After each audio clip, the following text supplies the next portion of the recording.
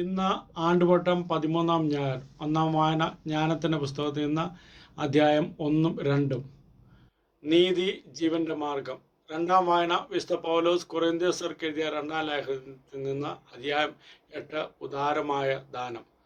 സുവിശേഷം വിശുദ്ധ മർക്കോസിൻ്റേത് അധ്യായം 5. ദൈവത്തിൻ്റെ കരസ്പർശവും അനുഗ്രഹവും എപ്പോഴും നമ്മെ തേടിയെത്തണമെന്നില്ല.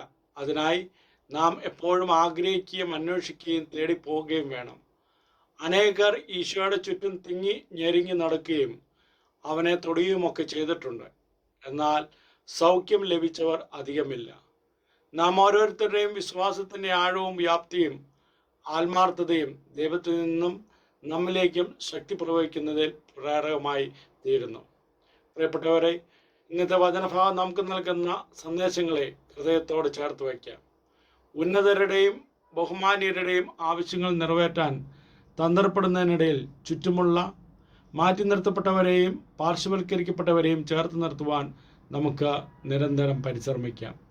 ഒരു പക്ഷേ പ്രതീക്ഷയറ്റ അവരുടെ അവസാന ആശ്രയമായിരിക്കാം നാം. അതോടൊപ്പം ഹൃദയം നുറുങ്ങിയുള്ള നമ്മുടെ പ്രാർത്ഥനകൾക്ക് ഉത്തരം ലഭിക്കുന്നില്ലല്ലോ എന്ന് കരുതി നിരാശരാകാതെ അവൻ നമുക്കായി വലിയ ഒരു നന്മ ഒരുക്കി വെച്ചിട്ടുണ്ട് എന്ന ബോധ്യത്തിൽ ജീവിക്കുവാനും നമുക്ക് പരിശ്രമിക്കാം.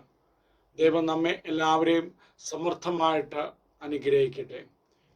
നമ്മുടെ കർത്താവ് ശംശയുടെ കൃപയും പിതാവായ ദൈവത്തിൻ്റെ സ്നേഹവും പരിശുദ്ധാത്മാൻ സഹവാസവും നാം എല്ലാവരോടും കൂടെ ഉണ്ടായിരിക്കട്ടെ, ഇപ്പോഴും എപ്പോഴും എന്നേക്കും. ആമേൻ.